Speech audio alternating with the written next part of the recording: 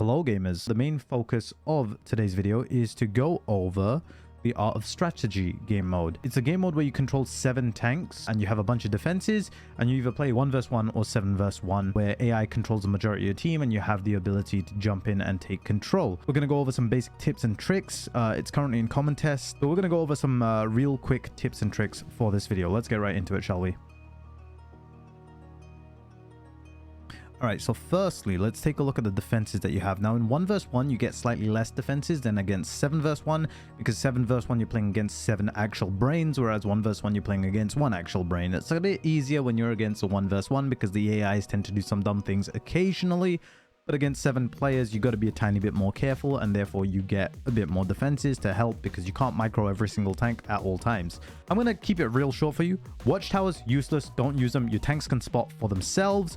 MRL, intimidating, good for suppression. Not necessarily the most accurate thing, but if you're more of a passive player like myself, it's very, very useful. The AT guns are great. They're very helpful. It means you can leave them on one side and you don't have to put as many tanks on that side. Gun turrets also good, but you have to pick between MRL, gun turret. Don't take both, because then you're reducing the amount of stuff you have to place all over the map. You want a good balance between power, but also the ability to have multiple different angles held by these defenses. So the MRL or the gun turret works. I tend to go for the MRL currently because I find the gun turret tends to miss a lot, and the MRL at least will track the enemies occasionally and just keep doing damage even with blind fire occasionally. The AT guns are really useful. It's like having a tank destroyer just covering an angle. You can put them in multiple different spots. It's great. MG turrets, people trash on them. Against light tanks, they're very useful because they'll pen. And even against heavies, if you have them strategically placed, they'll keep heavies tracked just by constantly shooting into the side and damaging the track. I wouldn't count on it, but it is something you can take advantage of. However, if you're not using flamethrowers, you're handicapping yourself, okay? Simple as. So for me personally, flamethrowers, AT gun, MRL. Occasionally, I'll switch the MRL to gun turrets. MG turrets, you can take occasionally. Like, you could switch maybe the MRL out for an MG turret in 1 vs 1. You could go AT gun, flamethrower, MG turret.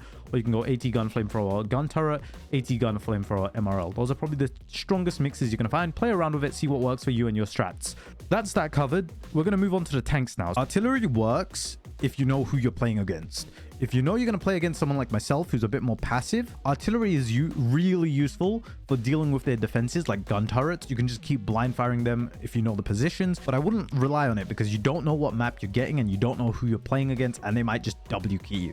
And you can't take that risk of being a tank down in that scenario. Also, light tanks. Don't take light tanks. You don't need light tanks at tier 10. Your defenses will spot tanks that get too close. So that works as well. You don't necessarily need to go out your way to spot enemies. As long as you place your defenses in the right places, the enemies will get spotted trying to make any plays, and then you can rotate your tanks as needed. I like taking the E3 and the Badger, partially because they're both really good bunkers. You can hold multiple angles down with either or, and they do a bunch of damage. So what I do is I put everything on hold except my UDES, which I use mainly as a scout tank, because actually the concealment on the UDES is actually very good when it's stationary. It's 34.39. Bear in mind, you can't adjust the crews or the consumables or the equipment on these tanks. I like taking the SDB because, one, it's got great gun handling, well, decent gun handling. It's got decent view range, decent concealment for the most part. It's got wonderful mobility, to be fair. It's not crazy fast, but it's not crazy slow. And you also have that suspension, the hydraulic suspension, which helps in so many situations. And you also have relatively decent DPM with 5.86 second reload and 3.6k, almost 3.7k DPM. For heavy tanks, I take the 60 TP because it just hits like a shit ton of bricks when it hits. It doesn't have a rear turret, which means it's a bit more flexible, whereas the 705A and the mouse, you have to be a bit more careful. And it's not as large and clunky as a Type 5 and an E100. I just like having the 60 TP there. It tends to do its job, especially when the AI is controlling it. It just hits everything and just does a crap ton of damage for you, and you don't really need to think about it too much. My other heavy, I take the Kranwagen because currently the way the meta is, everyone sort of loves the Kranwagen. Plus, I'm primarily a heavy tank hull down gameplay person. So I like having the Kranwagen there for the burst and also for the mobility, but also the hull down gameplay because the ridgeline capabilities of this tank is insane. And then also the Super Conk because, you know, I have a 3-mark Super Conk and I love the Super Conk. Super Conk is life. Come at me, bro. Now, feel free to experiment. But fundamentally, I feel taking clips is a bad idea. Like, autoloaders is a bad idea in this game mode for the most part, unless you plan on controlling them. So most of the time I control the Kranwagen. On the sole basis that the AI does not reload when it only has 1 shot or 2 shots left in the clip. But yeah, that being said, let's go into a few games and I'm going to teach you guys a couple of pointers that most people don't realize. So real quick, here we go. We're going to go with our MRLs. We're going to put one here and we're going to put one here because then we get good range on both sides of the map. We're going to put this flamethrower here because it's a sneaky position. This one here. We're going to put this one here as well because it can actually hit this upper area here. And we're going to put one more about here. And our last one will go over here in case anyone tries to flank from this side. Now we're going to send our Kranwagen to the middle. We're going to send our Super Conk to the hill to snipe. We're going to send our 60 TP to the left side. We're going to keep our E3 in the middle. We're going to keep our STB to the right. We're going to keep our UDES also to the right. And we're going to keep our Badger in the middle as well. So I'm going to explain this in a moment. AT guns. We're going to put one here so it can shoot this middle area. We're going to put one here so it can shoot the little balcony. We're going to keep one up here. And then we're going to keep one here. And that's that. Now we're going to send our tanks as quickly as we can. Now hold down C when you are sending your tanks to position. Because that way they go twice as quick. As opposed to going at the slowest speed. We're going to keep our Super Conk there for now. We're going to send our 60 TP here. And real quick, I need to set these to defense because they're on hold for some reason. Let's find our E3. Let's put him here. Put him on defense as well. Our Badger, we are going to leave round about here. Our UDES, we are going to leave about here. And our STB, we are going to go put up here. There we go. And we're going to keep him on scouting. Round about here. There we go. Now, these guys get up relatively unscathed, but this flamethrower position here is going to be really hard for them to dig out. And now they're in perfect line of fire of the MRL. And here you see it going. And it's just going. It's just going to do its thing. And now they can't really safely peek this too often. We're going to actually move this Kran up a tiny bit more so we can actually get view range on this area. We're going to do that. He's going to be like, how the heck did he pen this? Blah, blah, blah. And they're going to take out that flamethrower. That's actually bad news for us, to be fair. We're going to put one here. Put one more there. And we're going to keep this tank here for now. Now, you see this Badger just absolutely decimated here. What we're going to do now is we're going to bring our S-Conk back this way as well. Notice how it only goes once. There we go. The FE also gets punished by the Badger because it's just holding this angle for us. This STB is not doing much for us, and I think almost everything's spotted except their one STB. Now we take control of this Kran because it's not looking at the right direction. That's 2. Is he going to fire 3? There's the STB's fire. Good. So we now know where the STB is as well. We're just going to put full-on pressure here. 1, 2, 3. That's fine. And now we can just leave our Kran there, let it do its own thing. Now that we know this guy is also there, we're going to grab our STB. And we're going to hold shift while doing C to set multiple points for where we want our tank to go. I'm going to bring it here and we're going to take control of this 60 TP real quick. 1, 2. We do that. And now we switch back to our S-Conk real quick. And that's more or less everything spotted.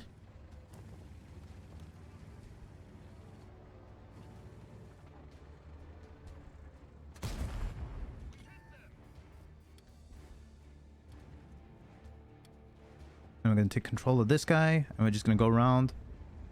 Just going to slap the VZ once. That works. We go back to the S-Conk. I'm just going to put a tiny bit more pressure now. While they farm this guy. And we want to go around this corner. And we just want to kill this VZ is all we want to do. But if it's not going to give it to us, we're just going to give it to this guy instead.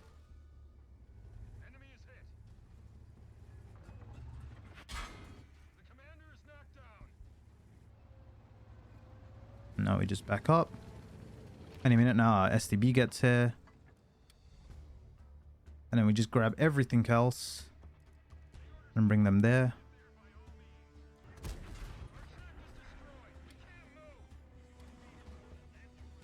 Now this STB is just going to keep going, which is a bit of an issue for us. But that's fine. It kills that. And we do this. And now either way, no matter what happens here, this guy dies as well. There we go. And as you can see, we only lost one tank there. And now some people are going to say, oh, you just camped. But you'll notice that we set up in positions where the enemies had to deal with our defenses first, as in the flamethrowers, the biggest defense that we have, the strongest defense we have, they had to deal with first. Dealing with those also meant they took a lot of damage from the MRLs. And if they wanted to deal with anything else, they'd have to peek in positions where the Badger and the E3, the UDES, the STB could all slap them instantly. The 60TP can slap if they go for the flamethrowers too aggressively. So it's all about setting up your tanks in positions to cover your defenses, or your defenses in positions to cover your tanks, where they're supporting each other, even if you're not looking in that direction, because you can't possibly manage every single direction at all times unless you're a hardcore RTS legend. What you want to make sure you do is that everything's covering each other and it's able to rotate. We managed to bring the STB back in time to where the 60TP and the S-Conk was. You want to make it as easy as possible for your AI to punish the enemy for everything they do. And that is how you win these games. In 1v1, it's a bit more different. You got to be a bit more passive, or you can play aggressive. But the key thing is making sure that you don't take too much punishment for anything. Now, we're going to try something really risky here. We're going to go AT gun, flamethrower, and instead of MRL, we're going to take MG turrets.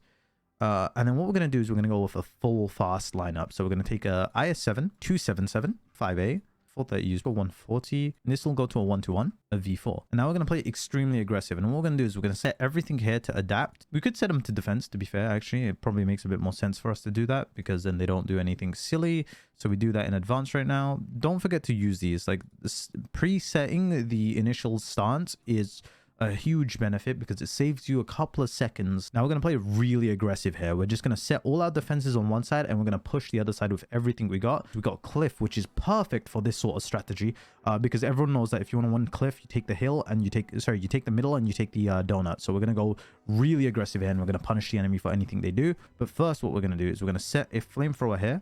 We are going to set a flamethrower here. We're going to set a flamethrower here. We're going to put one here as well. And I think we're going to put the last one here just to keep spots on this side. We're going to put an MG turret right here. We're going to put an MG turret here. We are also going to put an MG turret here and here. And then we'll put the last one here. And then with the AT guns, 1, 2, 3, 4, and 5 is how we're going to do this. Actually, that last one's going to move to there instead. The IS-7 is going to spawn low side, the 277 is going to spawn low, 5A, 430U, 140 is going to go high side, 121B goes low side, and V4 goes low side as well. And the 140 we're going to set around about here, and we're going to set him to scout. And everything else we're going to select, we're going to hold control, and we're going to hold 1, that groups them all together, and we're going to hold C and shift to set the first point here, the second point here, the third point here, the fourth point here, and then the fifth point up here. And we are going to take control of this 277 because it's at the front of the group, and we're just going to send it. Now we have all the AT guns covering this, so if anyone repushes, they also get hit by these 3 AT guns. We have everything else covering the other side, and if anyone tries to counterflank us from this area through the middle, then they take punishment from the MG and the turret. As you can see, this entire northern area is just pure brutal punishment for anyone that comes around this corner. As you can see, the 1-1 does have a bit of an issue there as it gets stuck. We give him one and we keep moving. Now you see this little issue here is something that we're going to have to watch out for. This 430U we're going to set to go right here. Actually, no, we're also going to bring him up. Now these guys are going to come around the corner last minute. It's fine, works out well for us.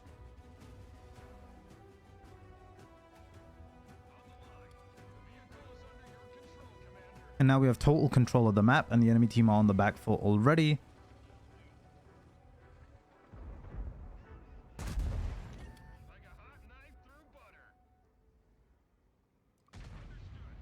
Now we're going to set up these tanks in crossfire positions here.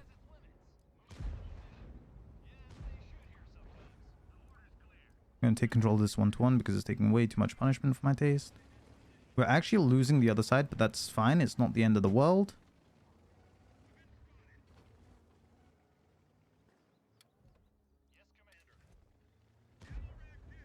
Now, fundamentally, we want to try and kill that Foch there first.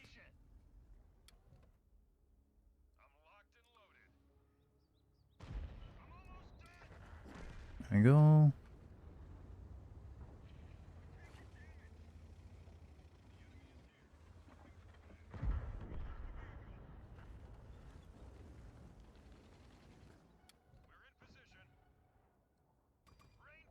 I'm going to set these guys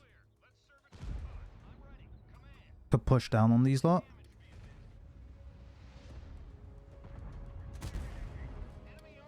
And now see this issue here? We're going to do this so they don't get stuck like this.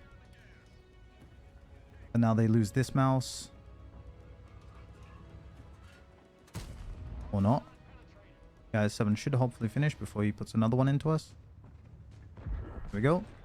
And we bring these two guys back up here. We take control of this V4.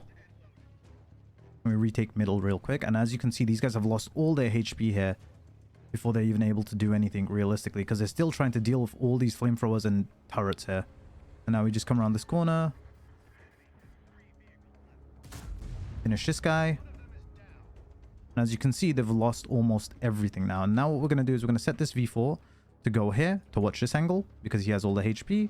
We're going to bring this 121B back towards about here to keep him covered. This IS-7 is going to play right here on this flamethrower here, doing the same thing we were talking about earlier.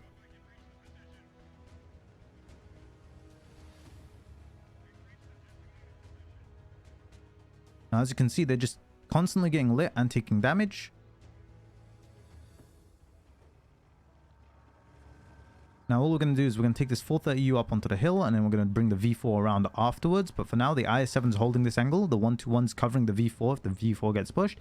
And we're taking control of the 430U. So you want to make it as easy as possible. So this entire side was being controlled by all of our little defenses, and it was keeping everything spotted here. As soon as we noticed they had 4 tanks pushing around the 9-0 line, we take everything else with the rest of our tanks. We kill everything on the other side, and now we can just deal with all these other tanks now towards the end.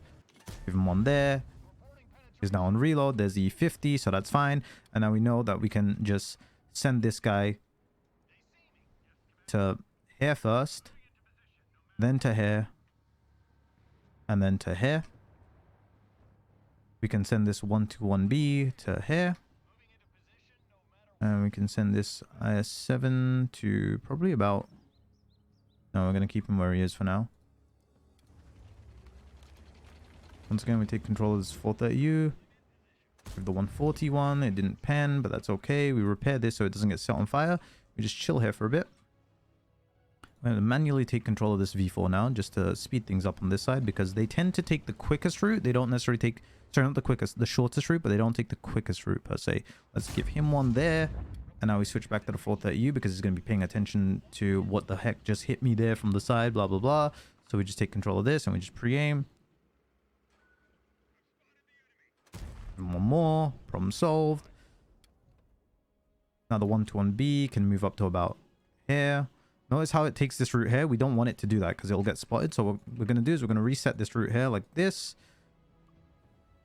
To go there. We're going to set this 430U to play adaptive. We're going to set this IS-7 to go to here and then to here and then to here at that angle so it doesn't get penned too easily. We're going to select the V4 and we're just going to send it all the way around as quickly as possible. In fact, you know what? Let's manually take that because we don't want it to miss its shot.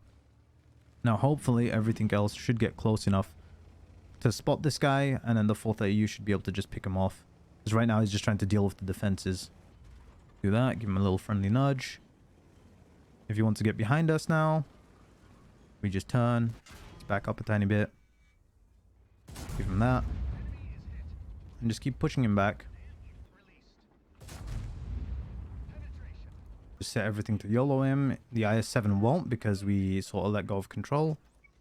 But at this point, he just rams into us and that's problem solved. Execution could have been a tiny bit better, but I think the point still stands. So there's 2 ways you can do it. You can either be really aggressive and you can set all your defenses on like the other sort of area. Put them in sneaky positions where they're hard to dig out and they're covering each other. So all my flamethrowers and AT guns were sort of watching each other. So if anyone wanted to deal with them, all the other targets could hit them. So they bleed a lot of HP. We didn't even look back, and all those tanks, except the 140 and the E50, both the heavies were both down to 1-shots already straight off the bat.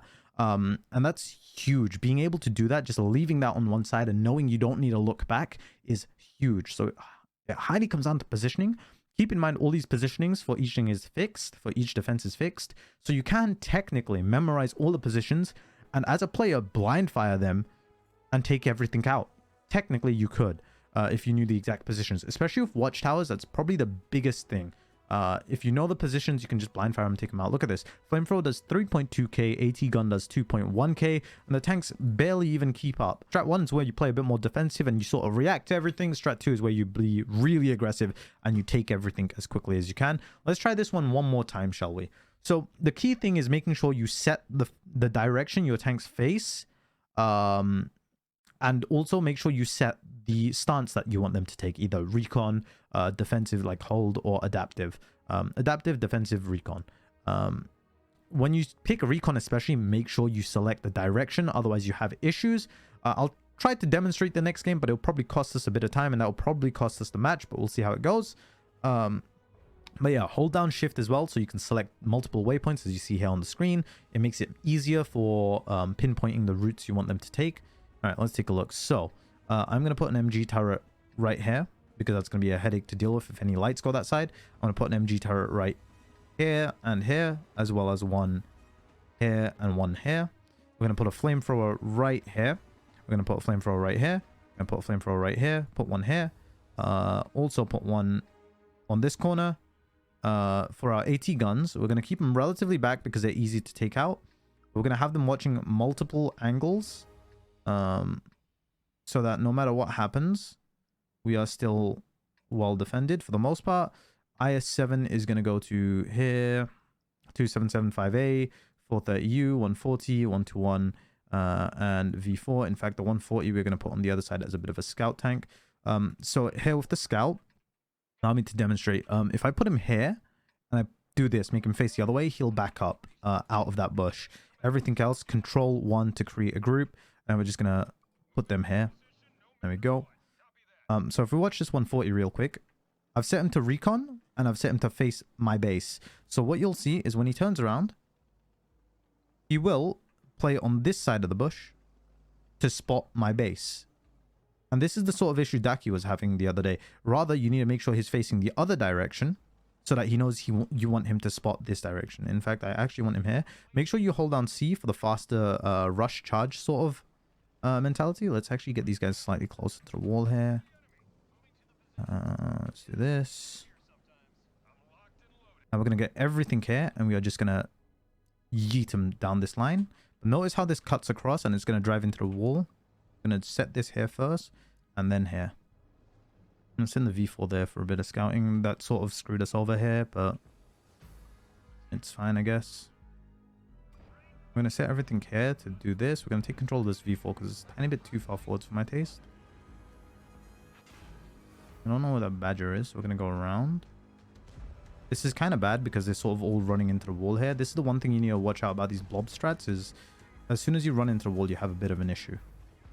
Because as you can see, my mediums are still stuck, and now this is highly telegraphed as to what I'm doing. I'm just going to have to try and ram this guy. And we're going to select everything else now, and we're going to go for this Kranwagen. I'm going to take manual control of this V4 again. Now, hopefully that Kranwagen should die. He should definitely not survive this. I'm going to send the 277 into the cap circle. I'm going to take manual control of this V4 again, and we're going to keep flanking around. What's going to happen, the 5A and the IS-7 are going to keep pressuring this T-57 heavy, and then surprise, we give him one there. Going to park it so he has nowhere to back up to. I'm going to select these two guys now, and we're going to send them after the Badger here. In fact, we're probably going to send the 430U after the 121. Here we go. And in fact, we can now send these two guys against the 121. You can see these three guys here. Notice how they take this route here, which is perfect for us. Make sure they don't block each other here. There is still a TVP alive, which we need to be mindful of. So I'm going to take control of this IS-7 here, and we're just going to WQ this Badger here.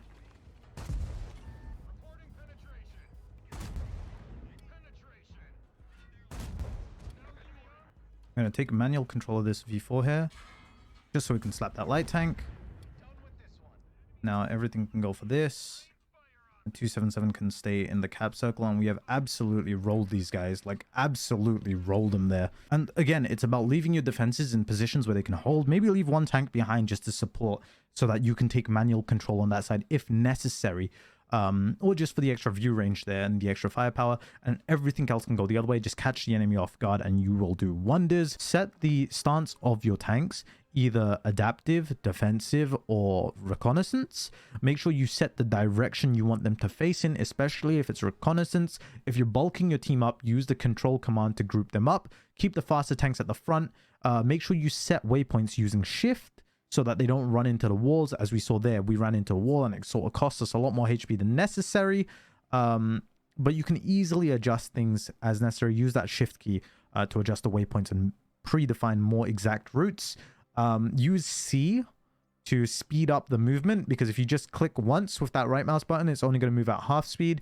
And most importantly, use the X button to get the top down view when necessary. Make sure everything's supporting each other, and for the most part you should be good for this game mode as long as you know what you're doing on most maps. For the most part, you want tanks that can sort of hold their own and won't get punished too easily. You want stuff that's high reward for very little effort. And again, we're going to just set all our modes here so that we don't need to worry about anything just yet. There we go. Again, cliff. So once again, we're going to do a similar thing where we're going to have most of our AT guns looking down this line. We're going to keep one up here. We're going to keep one here just in case someone tries anything bold. Flamethrowers, we're going to put one here. 1, 2, 3. And number 4 can go right about here.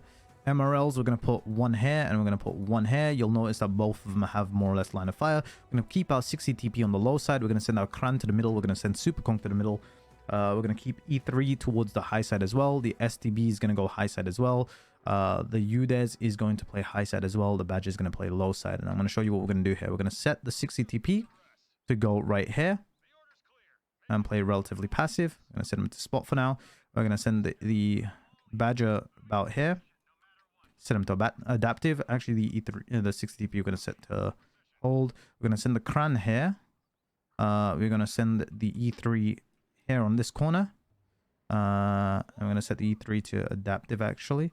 The UDES is going to go around about here and then here as quickly as you can. It's too late already. The same thing with the STB here and then here.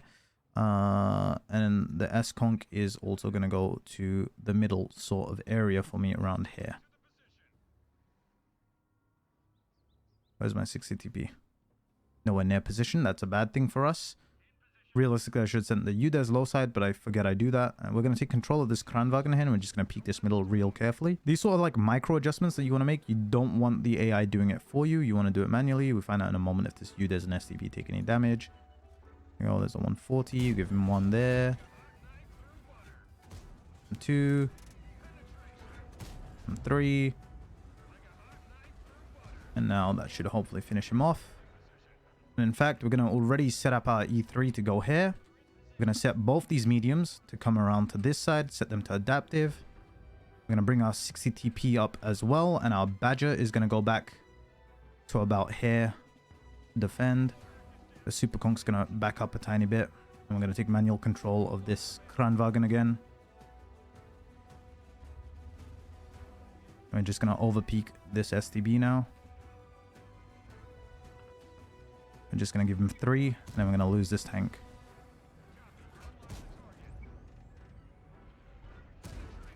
We're going to set 1, 2, and 3 to push this guy aggressively. I'm going to set this to push this STB aggressively. We're going to take control of the Kranwagen again and hopefully keep him alive for a tiny bit longer. In fact, we're probably going to take control of the STB here. It's fine. There we go. Now these two guys are going to be set to attack the STB.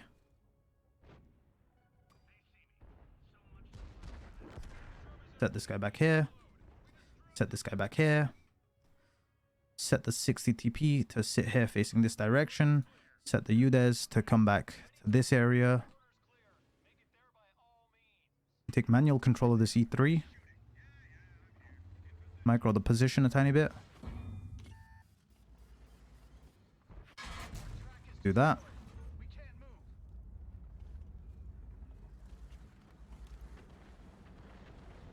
Grill should die. There we go. Perfect. He decides to switch to HE, which is interesting. We keep that on defensive. We also bring the Badger up as well to about maybe here first, and then to here, and then to here, and then here. We grab the Udes, bring them around here. We grab these two guys. Sorry, 1, 2, 3, and 6, and bring them around here.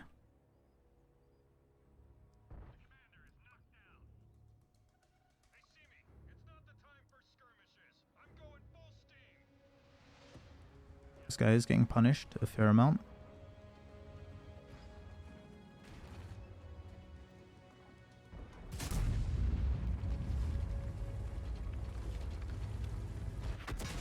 It's kind of annoying that he's HEing us. There's a 60 TP getting pushed by this guy now, so we're going to take manual control of this. I don't know if he's on reload or not, but there goes nothing.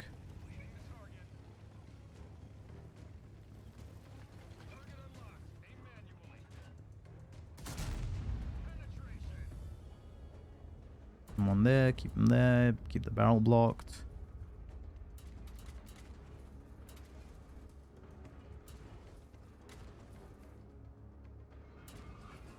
Now, real quick, we're going to bring these guys and we're going to bring them back here. I'm going to set these guys to push this as well. I'm going to bring the Udes back this way. I'm going to bring the Kranwagen, actually, back this way. The Super Conk is going to also come back this way, actually. We're going to take manual control of the Badger because it has a quicker rate of fire here. We'll keep him here if we can.